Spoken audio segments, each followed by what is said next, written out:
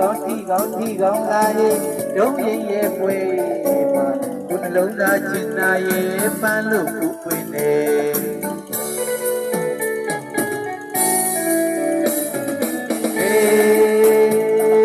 ခါစီကြည့်တဲ့ဖို့ရဲ့ဆဲဆဲဖို့ရဲ့နှလုံးသားထဲမှာဒီညာလုံးပဲရင်ကုန်ပဲဖို့ပြီးမှလေးရဲ့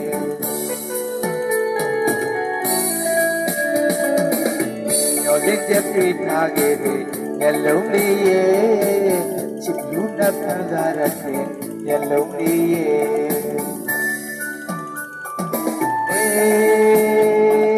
ချစ်တဲ့ပြောပါတော့လားမင်းနဲ့တွေ့တဲ့အခါအိမ်မက်တဲ့ချူတာတဲ့မိမ့်ချော်လေး